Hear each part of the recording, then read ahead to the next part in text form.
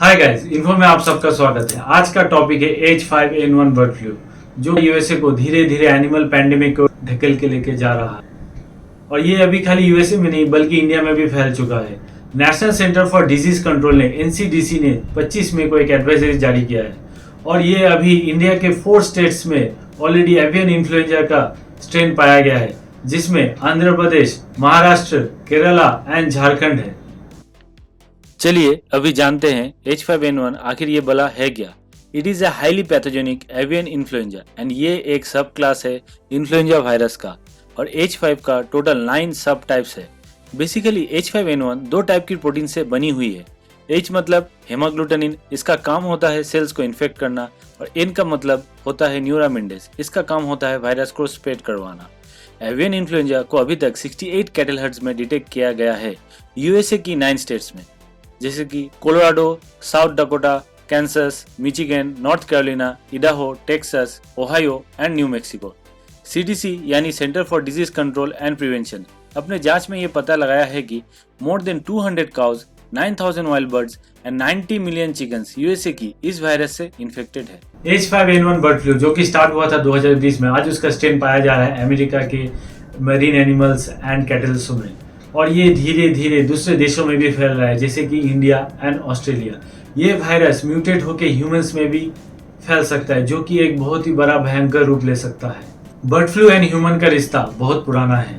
Bird flu dangerous है humans के लिए क्योंकि इसका नाम एवियन इन्फ्लुएंजा है, जो कि 3 डिकेड पहले अपने ही पड़ोसी देश चाइना से पाई गई थी, जहां से कोविड भी पाया गया था।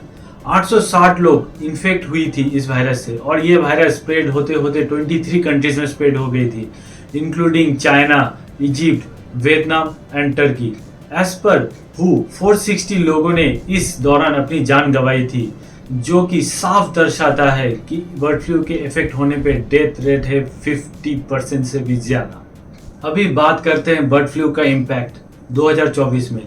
अप्रैल में खाली टेक्सास में 15 लाख चिकन्सों को मारा गया है due to the infection. Reuters ने 6 जून अपने रिपोर्ट में बताया है कि यूएस स्टेट्स में डेयरी काउस का या तो स्लॉटर किया जा रहा है और नहीं तो वो अपने आप ही दम तोड़ रहे हैं, क्योंकि ये एवियन फ्लू से इन्फेक्टेड थे।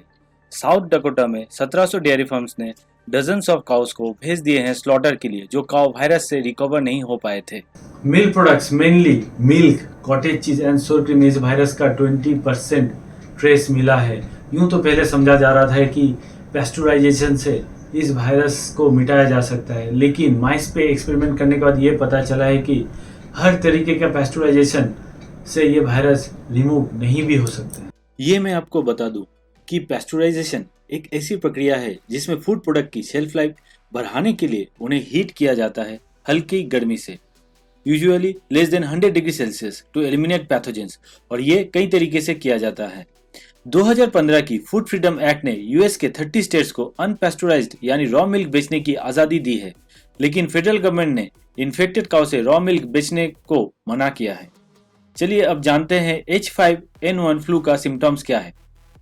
Fever, malaise, cough, sore throat, muscle aches, conjunctivitis, severe respiratory illness and neurological disorder such as seizures. बुरी खबर यह है कि कोई वैक्सीन अभी तक नहीं निकला है for bird flu in humans, लेकिन इन्फेक्ट होने पर डॉक्टर्स ये मेडिसिन प्रेस्क्राइब कर रही है, oseltamivir and zanamivir, to manage the symptoms.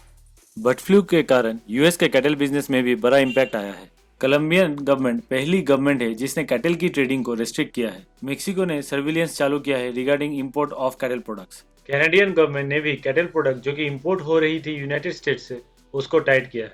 Who का पॉइंट ऑफ व्यू क्या है? वर्ल्ड हेल्थ ऑर्गेनाइजेशन के विंग क्विंग जैंग, जो कि ग्लोबल इन्फ्लुएंजा प्रोग्राम की हेड है, उन्होंने कहा है कि दूसरे देशों के भी काउज इन्फेक्ट हो सकते हैं थ्रू माइग्रेटरी बर्ड्स, जो कि बहुत चिंताजनक बात है। Over 400 species of migratory birds हर साल इंडिया आती है।